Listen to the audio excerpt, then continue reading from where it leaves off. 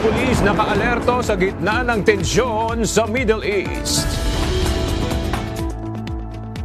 Senator Raffy Tulfo nagpatawag ng emergency meeting sa iba't ibang ahensya ng pamahalaan na may direktang access sa pagmomonitor ng sitwasyon sa gitnang silangan.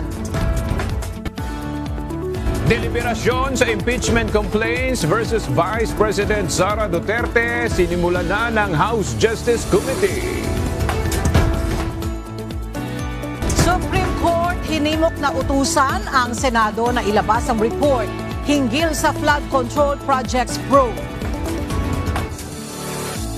United Kingdom government pinayagan ang Estados Unidos na gamitin ang base militar ng Britanya laban sa Iran.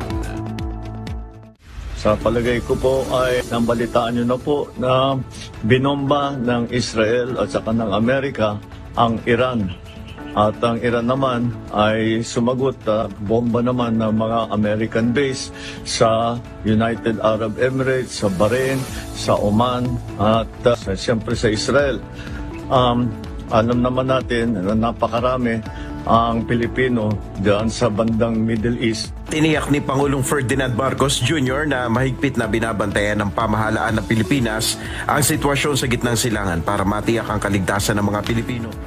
Nanawagan agad sa Department of Foreign Affairs at Department of Migrant Workers si Senate Committee on Foreign Relations Chairperson Senator Erwin Tulfo na bilisan ang pagpapatupad ng repatriation plans para sa mga Pilipinong nasa Middle East na gustong umuwi ng bansa.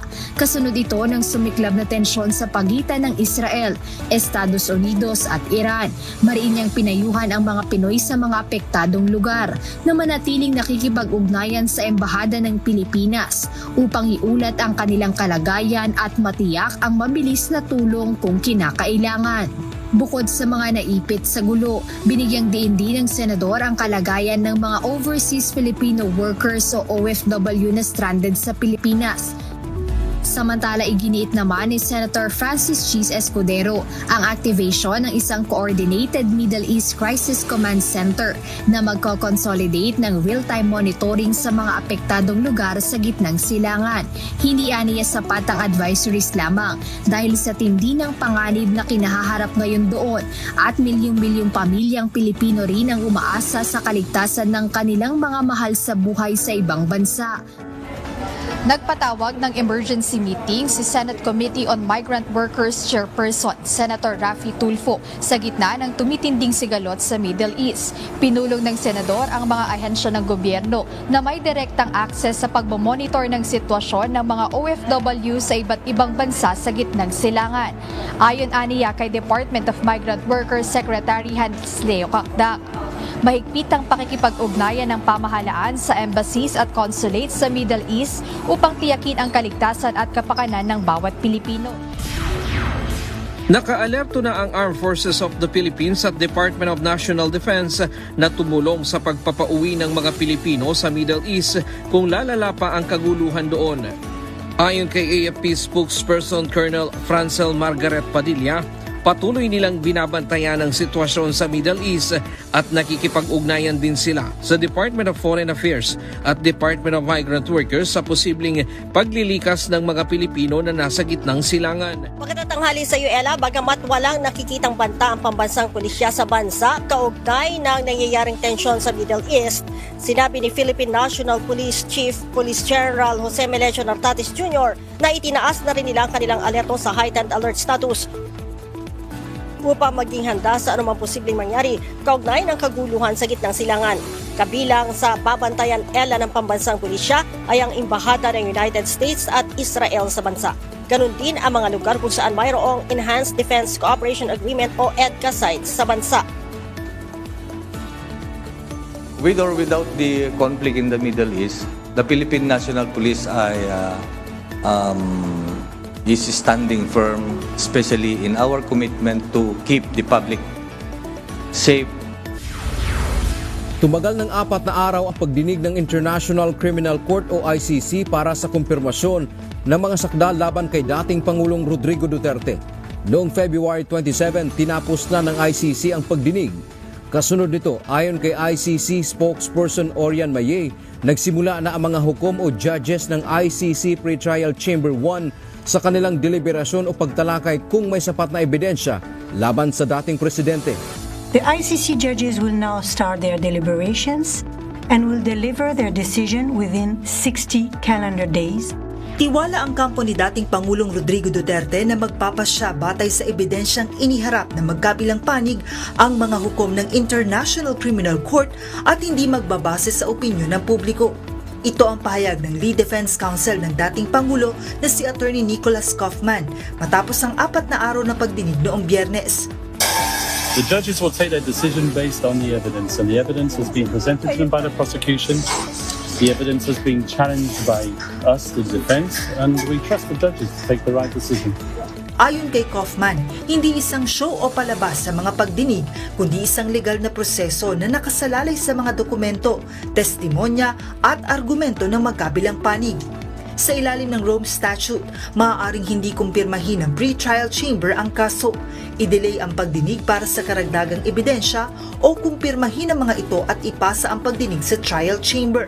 Now, we've argued throughout the process that because of his age and because of his condition and for various reasons, he's not able to engage any of those risk factors. Kaugnay naman ang isyu tungkol sa larawan ng dating Pangulo sa website ng ICC. Inamin ni Kaufman na siya ang nagpasya na hilinging alisin ito. Well, yes, I think that's humiliating, quite frankly, having that photograph there. It was taken in a situation where he had really been released from hospital a few days before, and he was tired, he was jet-lagged, he was suffering from the medication of the hospital, and then he was just told that he's being put in front of a television camera and taking part in an audience. Aga pasado alas 10 ng umaga nang magpulong ang House Justice Committee para talakayin yung mga impeachment complaints laban kay Vice President Sara Duterte. Sa panguna ito ni Batangas 2nd District Representative Jervy Luistro. Anya, isang constitutional duty yung pagsusuri sa impeachment complaints. Kasabay nito itinuliksan niya yung mga nagpapakalat ng fake news kaugnay nito. Pakinggan natin ang pahayag ni Representative Luistro. Impeachment is a constitutional process, not a social media contest. Ela panawagan ng mga relihista dito sa mga pambabatas na pumabot sa impeachment ni Vice President Sara Duterte noong 2025 ay muling pauran at pirmahan itong impeachment complaint laban sa Vice Presidente na nakahain sa Kamara. Ilang minuto bago formal na simula ng House Committee on Justice ang deliberasyon para sa patong-patong na impeachment complaints laban kay Vice President Sara Duterte. Iba't ibang militante po gaya ng Bayan, Alliance of Concerned Teachers at Kinusang Mayo ang nagtipon-tipon sa harapan ng House of Representatives upang ipakita ang kanilang panawagan na bilisan ng mababang kapulungan ng Kongreso. Nananatiling one-way ang isang bahagi ng Cannon Road matapos itong gumuho noong nakaraang taon. Dahil sa hindi matapos-tapos na pagkukumpuni ng kalsada, personal na rin itong in-inspection kahapon ng Department of Public Works and Highway Secretary Vince Dizon. Kita nyo naman, one-way na lang tayo dito ngayon dahil sa nag-landslide dito last year. Nasira itong parte ng kalye. Kawawa yung mga kababayan natin. Nag-one-way lang tayo dito. Ayon kay Attorney Marvin Aceron, hindi dapat itago ng Senado ang nilalaman ng ulat. Giit ng abogado, kailangang malaman ng taong bayan kung ano ang mga natuklasan sa mga isinagawang pagdinig ng Senado sa issue.